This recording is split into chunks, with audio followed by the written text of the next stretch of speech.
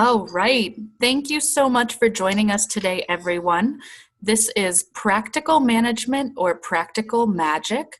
How does admin make those decisions that staff hate so much? And this is brought to you by ALA Llama's Practical and Applied Management Committee. Again, my name is Alexandria Abenshon, though I go by Lex, and I'm the library manager of the Webster Library, one of the branch locations of the New York Public Library.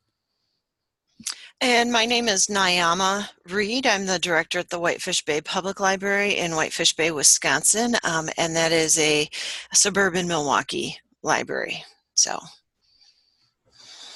All right, and we are ready to dive in. All right, there we go. So, bad decision making, or just general decision making, these are our issues at play. We're considering our decision making process and communicating the decision after it's made. For managers, we want to be aware of feedback and accepting of the feedback after the fact.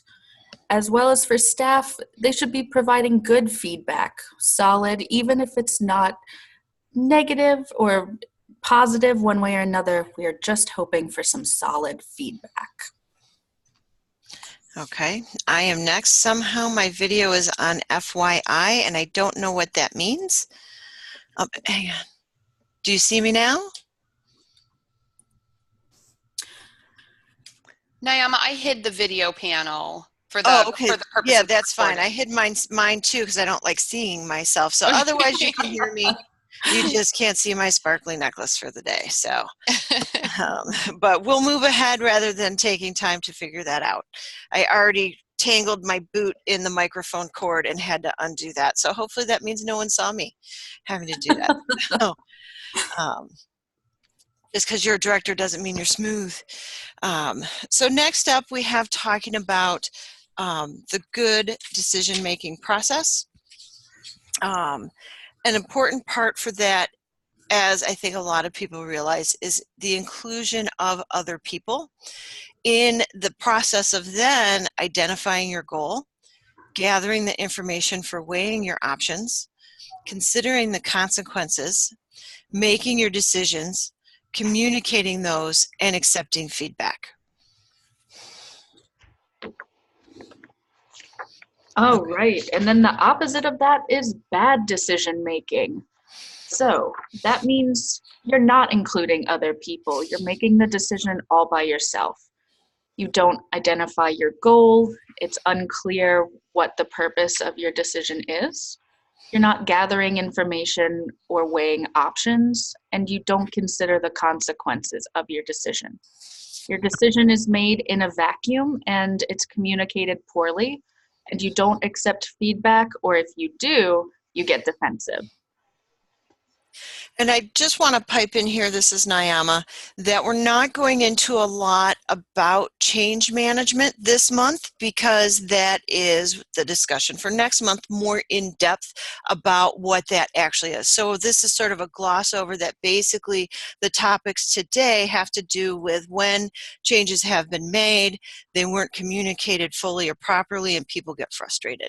So if it seems like we're doing kind of short shrift on this part, it's because that will be gone into in more depth next month, but we're going to address the questions more about the frustrations rather than actual change management.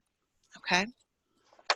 A good communication process, one of the things that strikes me as a director is that communication and asking people to be involved is about respect. And I think a lot of times when people become frustrated with something that is rolled out without notification or asking for input, it's because you feel in a sense disrespected that no one listened to you.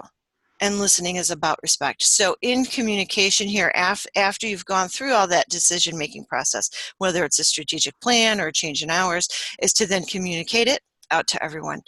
So I Googled things and found various websites to then come up with sort of the main topics that everyone else says and how this relates to me based on my experience as a director and manager. So one, use the preferred senders to deliver communications in your organization, particularly if it is a large change. This isn't something where, you tell one CERC member and they tell the next CERC member and they tell the next CERC member, and then people are hearing it, not in an official form and not in a consistent form. So typically it should be coming from whoever is the highest boss in that process. So if it is a library-wide process, it should come from the director or the dean. If it is a department process change, such as within circulation, it should come from that circulation head of the department. Resist the urge to communicate through the project team. So I think of when we did a strategic plan here at my library, and there was a part-time circulation person on there. Of course, for the staff, they see her more and they would go to her, and she didn't want to be the one providing the exact answer. So I gave her some basic info that she could relay and then asked her to refer people to me if they had more in-depth questions. 4 people answer the questions of why the change is happening and what is the risk of it not changing. So if we did not develop a strategic plan or we did not change ours, so they understand the why behind it.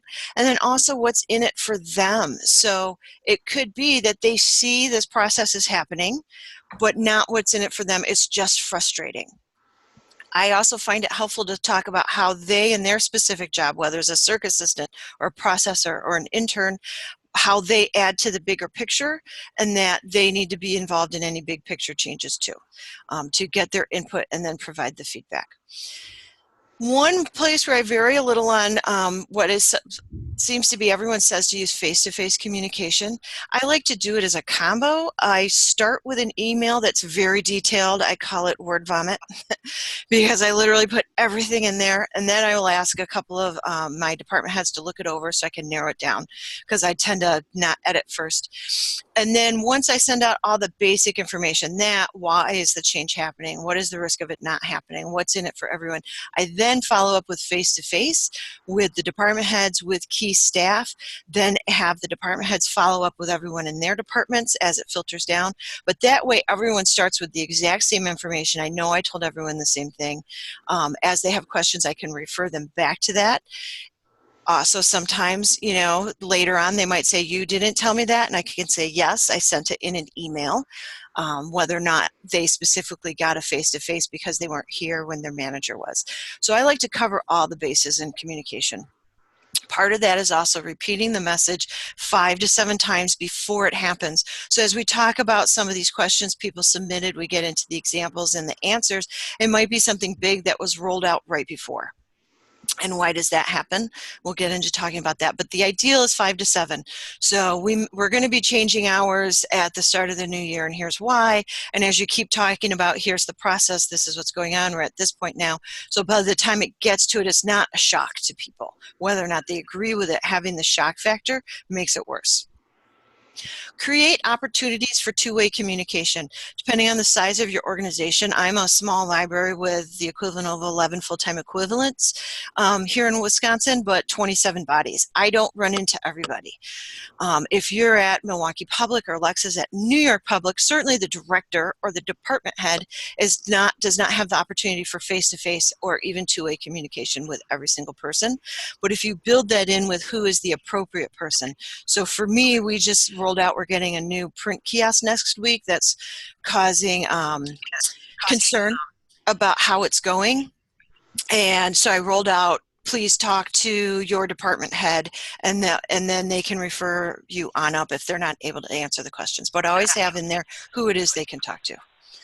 And then prepare the communicators, whether that's your department heads or team leaders, to deliver effective communication. So give them the rote response, the basic response, here's the information, so they're not having to wing it. Maybe even in meetings have them practice with each other. I know we all hate doing that, right? And then have the necessary conversations when they come up. Some people may be upset with changes, and as admin, if we're doing our job, we need to hear it. And sometimes I just have to say, I can't change it, but I hear you. I hear your frustration. What can I do to help without changing it? And I find that to be a big next step. We're going to move into sample questions. We had about 7 or 8 submitted through the online thing, and we're going to go through some answers, reflecting them back through the good communication and good decision making that was listed above. If you have questions as we go along, feel free to chat in the chat window, post it to everyone, and we have someone who will be monitoring that and passing it along. If you have an example that maybe is too private or identifying, you can switch it from everyone in the chat to Ginger, and then Ginger will see it only and then pass that on to us. Okay, so here we are at our first question, So and I believe Lex is going to take the lead on this. yes. Our first question regards patrons who don't represent the majority, but are lobbying for a library service that makes service more difficult given the size of the building and staff, without first right-sizing the building so they can have more staff and a better setup in general. And to me, it sounds like the administration listened too intently to patron complaints and didn't seek input from front-facing staff. And it's important to remember that the squeaky wheel gets the oil. So if you're only hearing complaints, that's because those people are unhappy. People who are happy tend to stay their course. You infrequently, or at least in my experience, hear from those people often. So those who are upset will be the loudest. And it's important to remember that people making complaints don't represent all of those views, right? As a person in the admin of your building, your branch, your department, you need to learn how to handle conflict in a productive way rather than responding in a dysfunctional way just to get away from the conflict. And why does this sort of thing happen? What's the impetus for this? Because it's easy. Saying yes is almost always easier than saying no. Plus, doing your due diligence and exploring options takes way more time, and the patron complaining is right there in the moment, standing across the counter from you and waiting for a resolution.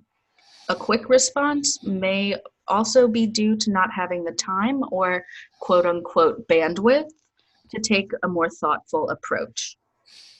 A better option could be that the administration could have solicited feedback from staff and patrons before committing to any decisions.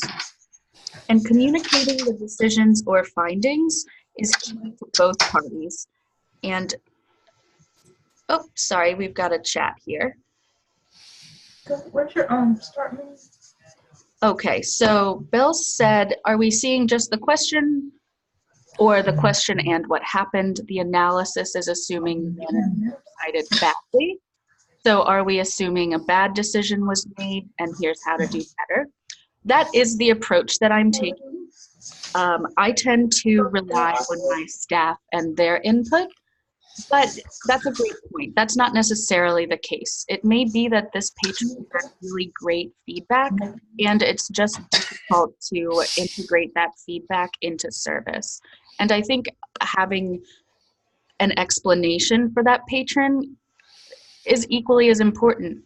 You know, thanking them for their feedback, validating that input, but reminding them that unfortunately we're not able to serve or provide that type of service at this point and moving on. And I think this kind of situation happens to us a lot, right? We're constantly being asked to do more with less.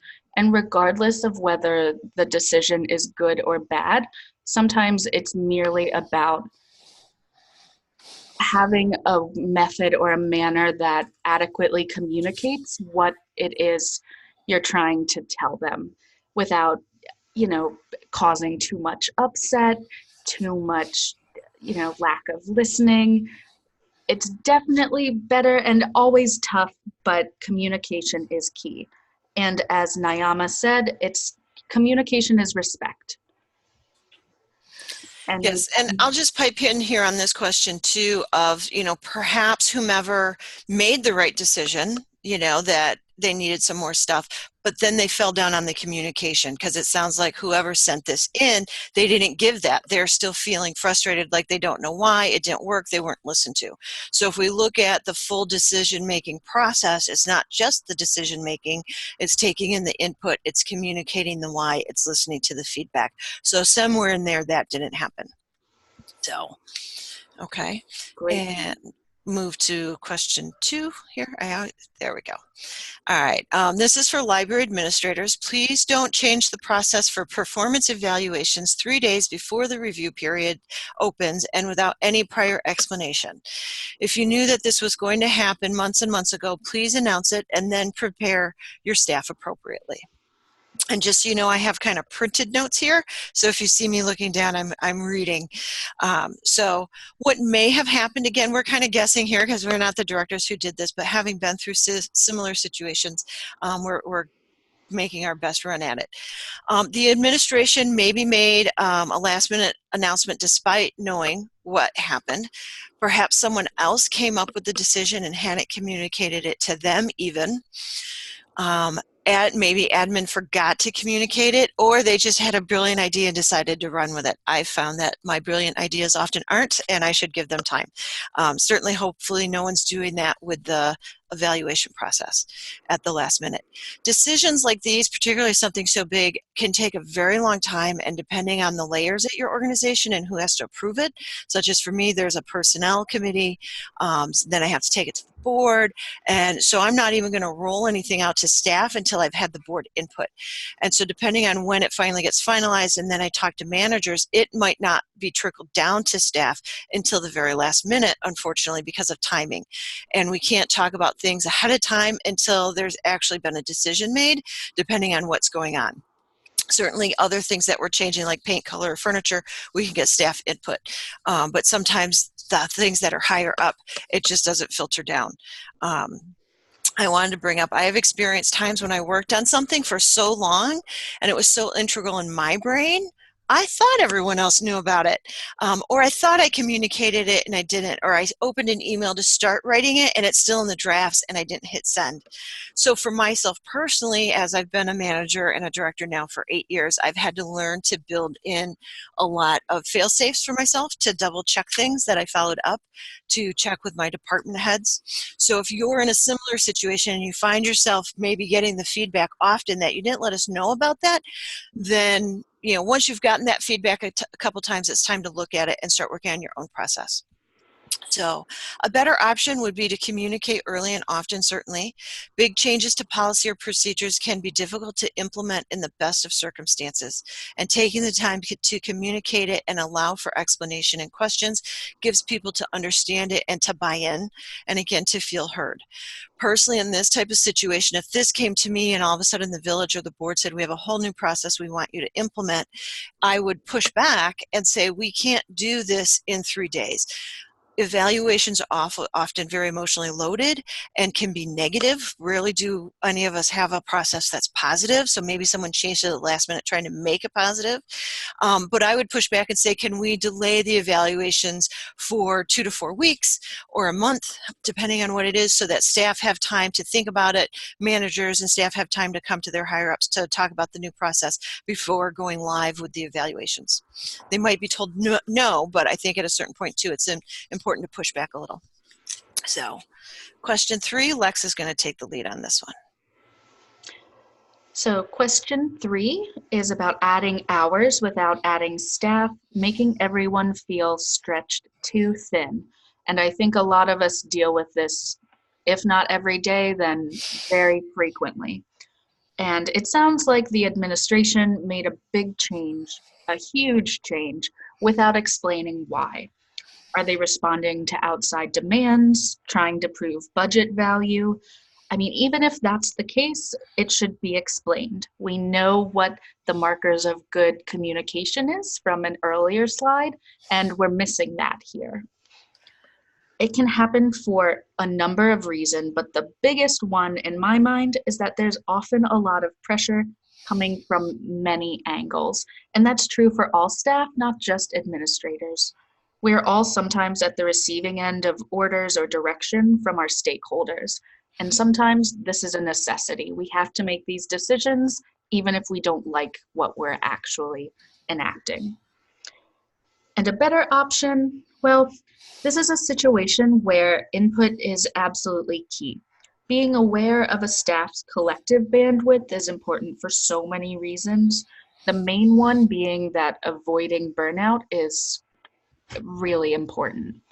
And granted, staff input may not impact the final decision, but it does validate their thoughts and feelings, and it makes them feel heard.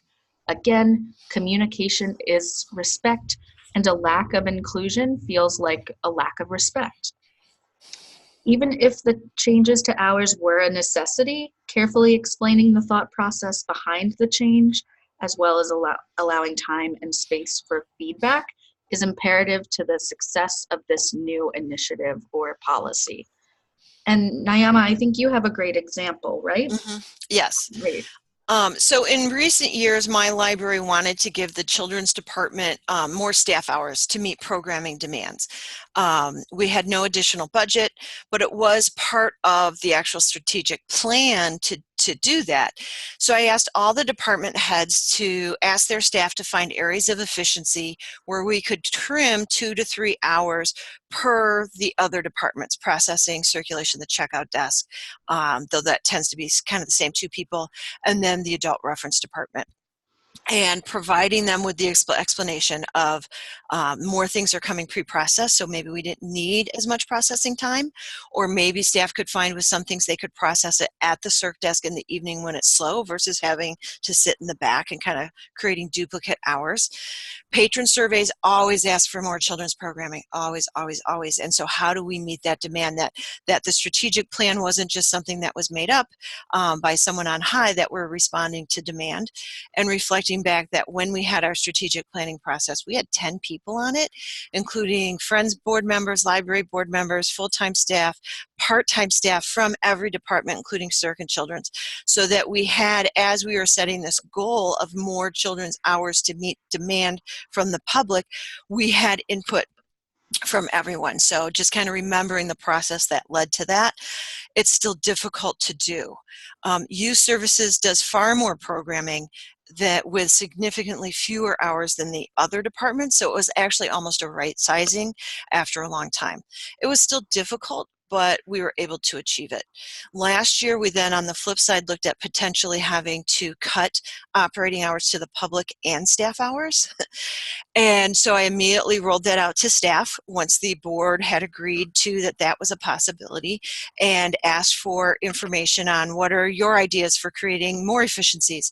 And part of it with not only cutting staff hours, but to cut the hours to the public was so that they would feel it a little, and we weren't stretching staff too thin by cutting their hours, but expecting the same amount of work and stuff. It ended up, staff would come to me with suggestions or ideas, and because of due diligence I had done before, instead of not taking it into consideration, I would just say, we've looked at that and this is why I know it won't work. We don't have that money from here, or there's only so many paper clips we can cut. If we're not cutting staffing or we're not cutting the collection, we're kind of left with where are we going to get that amount of budget cuts. Thankfully, it worked out where when our community heard that this was a possibility, they gave us a little more tax dollars, so we didn't have to do it. So it worked out in the end. But we had a big meeting of all staff, even part-time circulation assistants and shelvers, who came in and came up with ideas or just asked questions about the why.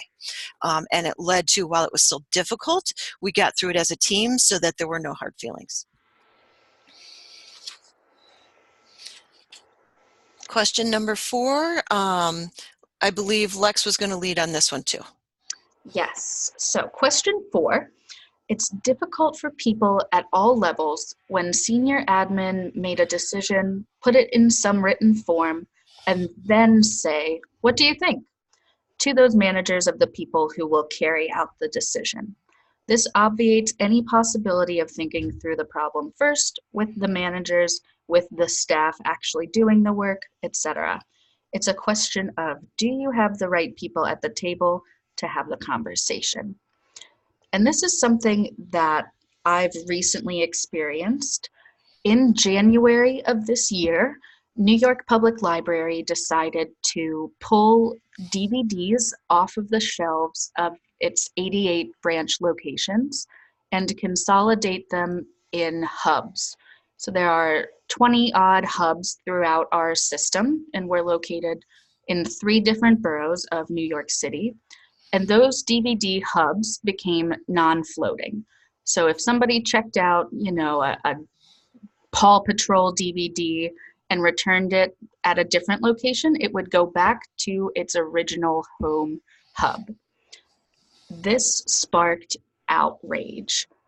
Nobody was asked for input or feedback. We were merely told this is coming down the pike and get ready. I rolled it out to my staff right away because we have a very big senior population, and a lot of our circulation came from our DVDs. They loved browsing. They liked this serendipity of finding something they had never heard of, and we needed to prepare for any fallout. Granted, once we did prepare and we were feeling a lot better about it, the reaction actually wasn't that bad, but it was the disconnect between what the senior admin was telling us and our experience as frontline staff. And I'm a middle manager, so I manage a staff of 8 full-time people, but I report to a lot of higher ups. And it makes it really difficult when they make a decision that's ultimately not reflective of what our community wants and needs. And, it was really difficult to provide feedback. There wasn't a lot of opportunity to do so. And I'm sure they anticipated the fact that a lot of feedback would be negative. And frankly, it wasn't all negative. I love having the extra space, but I understand that it also did my patrons a disservice. So it's finding that balance of providing feedback and finding the channels, even if they're not obvious to you. Let the public give feedback too. They're your stakeholders as well. Find a channel for them to provide feedback because your organization is responsible for providing a service. And if the public isn't happy with that, it should be noted. But in our actual question here, it sounds like the administration defined the problem as they did in my DVD situation, and they made a decision only to then ask for input instead of asking for input at the start. There was no opportunity until the end of the process to share any thoughts. Again, this sounds like they're rushing. It's a matter of rolling this out quickly, making things happen. Or they're thinking that they understand the problem when they don't really understand it.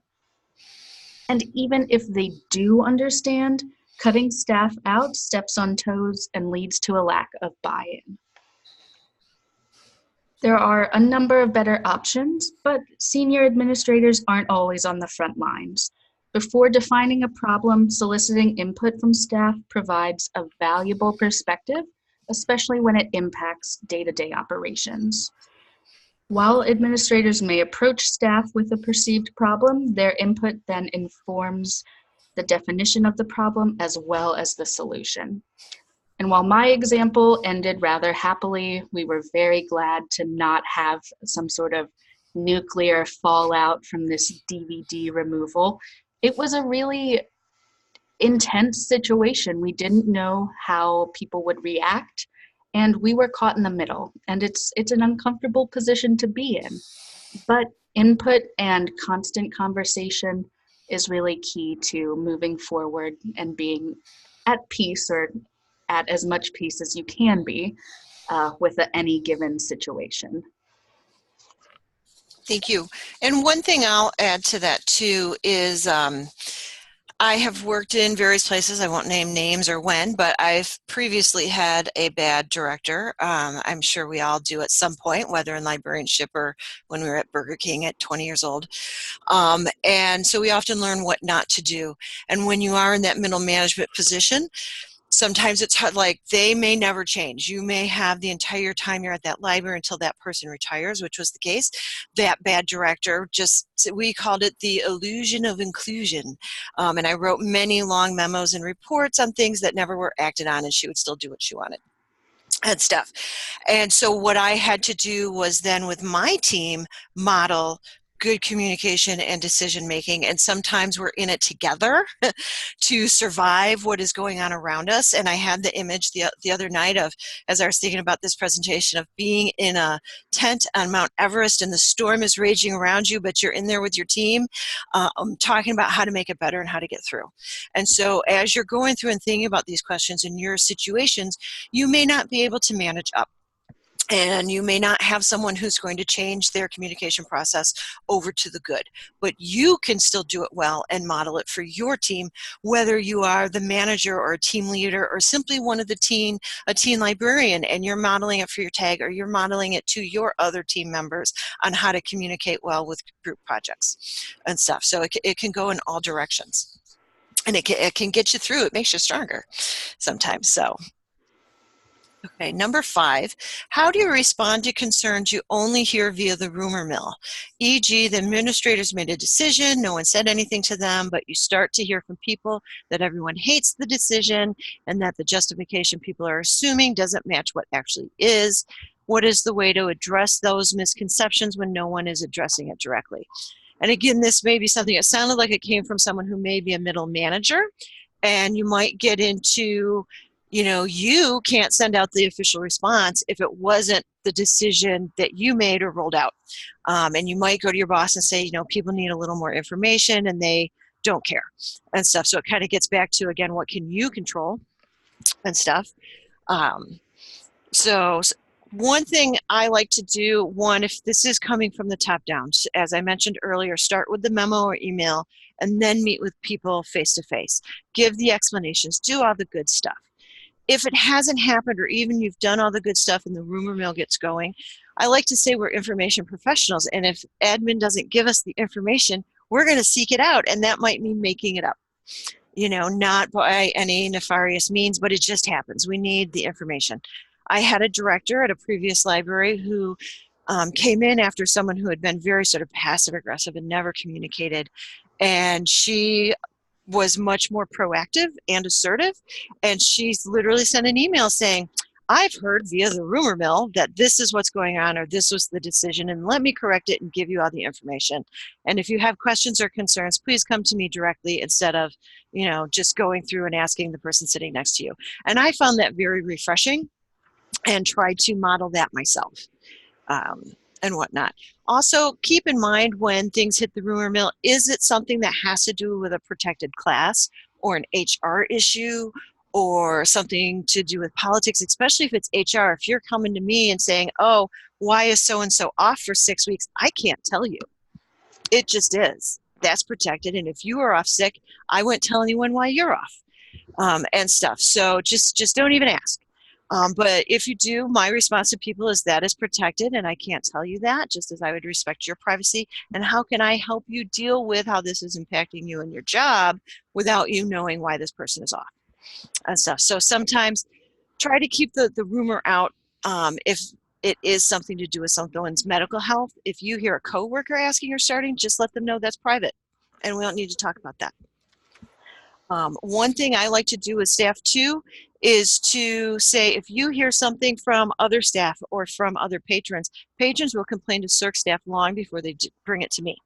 So if you hear the same thing 2 or 3 times, whether it's complaints or rumors, please bring it to me so then I can address it, because I may not hear what's going on and stuff. So being upfront about that. Developing trust amongst staff has been a very big thing for me. It's not always at every place, but hopefully you can get it with your manager and with your boss so that when things are coming up, take it to them so they can deal with it, because they may not hear it from everyone. And learn to, as an administrator or manager, learn to protect the rumors or even the points of frustration. A lot of times those rumors are coming out of points of frustration. So as you're making changes, plan ahead for that and try to address it again with the good communication we mentioned at the beginning, with the how and the why and what's going on, so that you know ahead of time. I realize too, my brain doesn't see everything, or I'm not in those positions, so I don't know. So depending on which department it's going to, I have people within that department I'll go to and say, please look this over, and then give me your 50 questions now, because I have 2 employees that just automatically have 50 questions. And so I've learned to embrace it and say, give it to me ahead of time so I can work that into it before I roll it out, to then avoid any of that filling in the blanks from staff. So, and that has been very productive, and it's helped her and I build our trust together and stuff. So, for admin, hearing the rumors plus staff putting a stop to it when you hear it from your coworkers would be great. This is number 6. I believe Lex is leading this. This is so long. We have 2 slides just to show the question. And I'll do my best to summarize for everyone. So our situation here is that there are about 5 staff members who don't get an office space or a desk of their own. And this is a long-term arrangement. In an effort to provide them with some sort of private locking space, there were 6 new lockers ordered and placed behind the main desk. And this seemed fine initially. The lockers in question were within the budget, but once they arrived, the lockers hadn't been in the library for even just a few minutes before another staff member was getting complaints. And it ranged from the lockers are too big, they're ugly, we wanted something to lock up our stuff, but we don't want these, and so on. And understandably, our admin was frustrated, but they outlined a few different feelings. For example, there's no requirement that we provide them with anything. Behind the desk is the space where we could put them. And these staff will never get offices of their own. These lockers are kind of as good as it gets. It sounds like this is coming from perhaps an academic space, but either way, space is at a premium in most of our locations, and it's constantly under scrutiny. Our admin here feels like telling them, hey, this is what you get. Now, it sounds like there are 2 main issues at play here: a lack of input from the staff and administrator defensiveness when presented with some feedback. Being open and accepting of feedback can help to validate those thoughts and feelings of impacted staff, even if you're not able or not willing to make changes to the arrangements. And on the flip side, staff may not be happy no matter what is done. And that can be super frustrating. I've made plenty of decisions where the item that I ordered arrived and we all stare at it and we're like, oh, well, that's not what we thought this was. Why did you get this? And I was excited. I was ready to go. I bought this. I can't even explain to you what this monstrosity is, but I bought something hideous and everyone was upset. And I should have asked. I really should have asked, and someone would have been like, you know what? That's crazy. We'll never use this. It's so ugly and we're trying to replace our ugly things. And that's where it's key. Had there been an opportunity for these staff members to just merely check a box, pick one of 3 options that were presented to them, this may have alleviated that sense of urgent complaint that seems to have been bubbling up. But, it's also on us as managers and admin to kind of take this feedback in stride. Sometimes staff have a bad day. You don't necessarily know where people are when they walk in the door. And it can be tough. I know there are days that I come in and I'm like, not ready for what's going to come at me that day. But just remembering that ultimately we're in it together. We're ready and we have to share the space, share these feelings, and be open with one another. Ultimately helps us to solve our problems. And had this administrator just given them a few options, I think this could have been alleviated without so much frustration on both ends. Thank you. Going to question 7. This sounds like someone at an academic. Managing up and sideways when you're at the AUL level. Does anyone here, do you know what that is? I don't know what AUL means. Nyama, that's Associate University Librarian. Oh, okay. Thank you very much. Yep. Kind of the flip side of the topic is for the admin, we get frustrated. I had to learn a long time ago, I can't just say, suck it up, buttercup. That's not the good way of decision making, but we do get frustrated. And for me, I have to take deep breaths sometimes and then come back and listen to what's going on. And so for this person, when you're responsible for areas that touch everyone, such as library, IT, and facilities, everyone has their own opinion about what your priorities should be, their areas typically, and is still not happy no matter what you do. How do you present information to give background on your decisions and priorities without having to justify every move? That's where you can get frustrated sometimes, is that every move thing. And hopefully with time, with explanation and trust, maybe that won't happen. Maybe it'll still happen, but not as much. So what we came up with this one is, one, you can't make everyone happy all the time, right? Hopefully sometimes it's more than the other. To approach this, going back to a lot of what we said in the previous slides, perhaps broadly outline in a memo or newsletter your priorities for the year. So this year in technology, we're going to be replacing this branch's computers because they are 15 years old and barely work. Giving those explanations. Mention how they were set. Is it priorities via the strategic plan or a committee? Who's included in it? Is it related to budget? And so the budget's just tighter than what we can actually, replace everything, and this is what's going on. For us, we literally just got hit with, we have to update everything because of the Microsoft 10 change, and it will be potentially $23,000, which for us means buying nothing new in computers for 2 years, or having to go to our municipality for a capital request. And so I'm looking into that. We haven't done that before. So if I were to just all of a sudden, we're not buying any computers now for 2 years, staff would wonder what was going on. So explaining where that came from, if there was a new budget impact that changed the priorities you had already told them about. Keep them in instead of seeing it as a burden to have to explain every move, see it as an opportunity to build the trust and keep people informed. Older computers typically get replaced first. So while one person's department thinks they need it first, learning that another department has it doesn't, they may not like the answer, but hopefully they understand it. Validate their perspective in the moment, their frustration. Often when someone comes to me to complain or ask questions, I'll say, are you looking for me to fix it, or do you just need me to listen? Particularly in something like this, I realize I can't change or give you what you want, but how can we help make things that are frustrating for you, a little bit better until we get to your priorities on the list.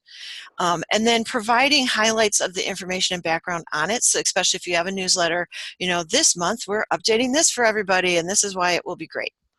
We'll have that coming up with our new printing function and stuff. So looking forward to that. And then here we are going to go to any additional questions. I saw some various chats pop up there. So Ginger, do you have some questions from people during the chat that we can answer now?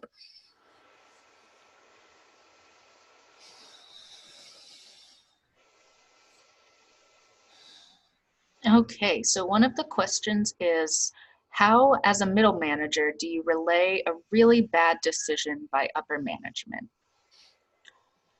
Okay. Especially if no consultation.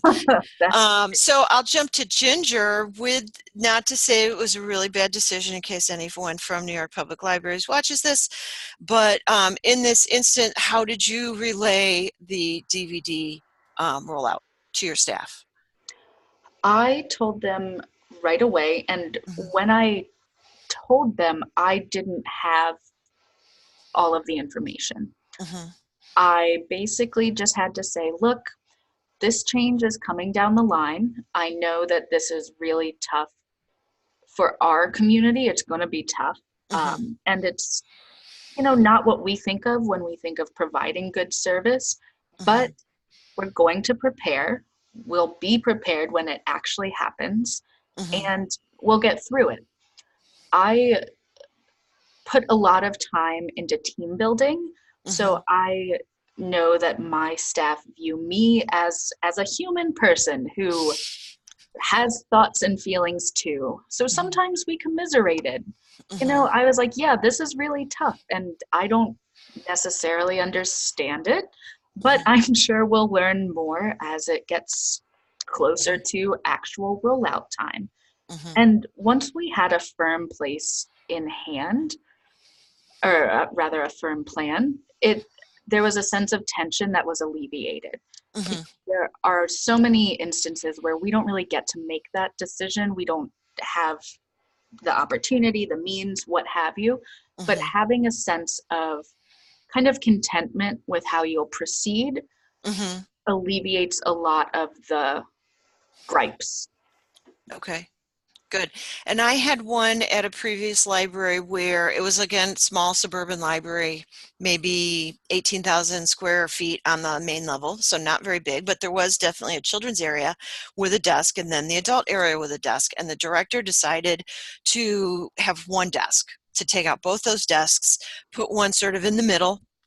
There was then literally no desk in the children's area, nor any sightline.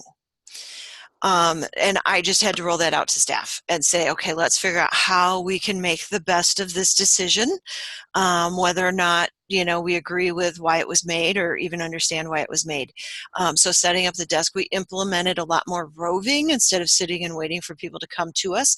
We actually got up and would walk through the children's area and the adult area all over to catch people, let them know where we were seated. If as they were browsing, they decided they had a question, they could come back to us to make the best of the situation.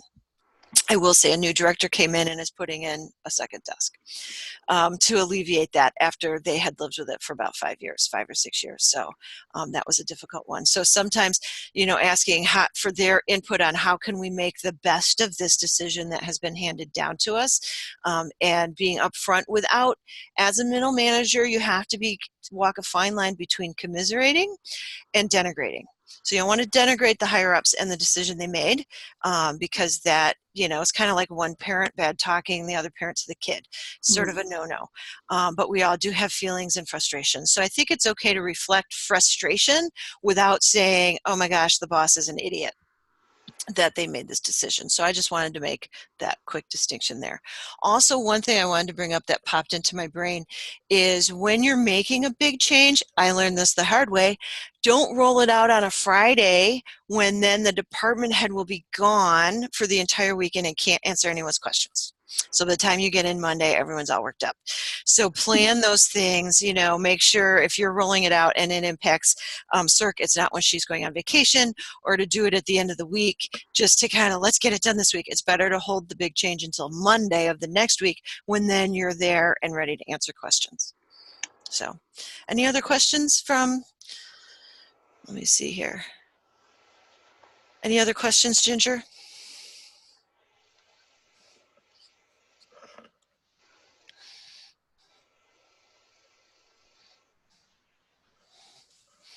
Oh, Catherine has a great question. Oh, good. How do you relay these bad decisions to patrons who think it is terrible as well? Well, Then you have to be even more circumspect. that's right. Yeah. But, frankly, I feel that there's often a better chance for patrons to share feedback than there is for staff in my system. So I invited patrons to share their feedback. We have little cards for our general helpline that's open, Monday through Friday, 10 to 6. And I invited patrons to take a moment, send an email, give them a call, and share their feedback. We also had patron comment forms that they could, if they were a little bit less likely to go an electronic way or over the phone, they could just write out their comments. And, we're a very big system, so these decisions were rolled out on a really big scale through multiple emails, signage that was up in all branches. But shockingly, people don't always read when they're at the library. We had signs up for months, and it wasn't until the DVDs were actually off of the shelves that people were like, wait a second, where did they go? So anticipating that and having some kind of script ready, or at least your talking points, was our go-to. And I'll pipe in on that, definitely as staff, as managers, kind of sticking to the party line, and not complaining about the decision to patrons, even if it's your friend, to, keep that, to yourself, and present it and say, we understand, we welcome your feedback. And I have found that a patron making the direct feedback, whether email, phone call, written on the comment card, is 10 or 20 times more impactful than them telling it to me and me passing it on. It says to the village manager or my board president, I care about this issue enough. I took 5 minutes to write it out, and they pay attention to that much more. And so I express that to the patron. I hear your input, and it would be great if you would email via this or fill out this card, and I will pass it on.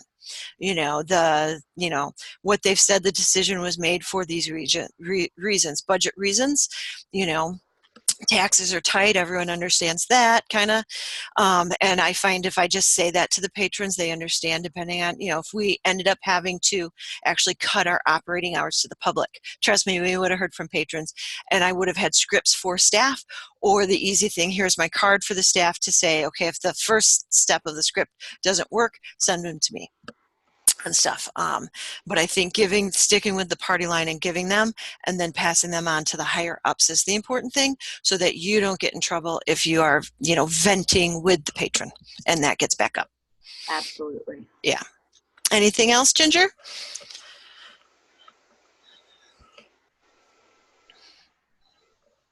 All right. Doesn't look like we have any additional questions. Okay. And I will say thank you.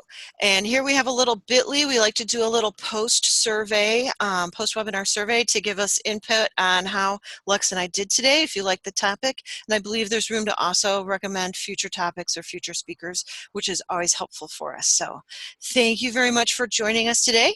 And I hope you have a good rest of your week, everybody. Thank you so much, everyone. Mm-hmm.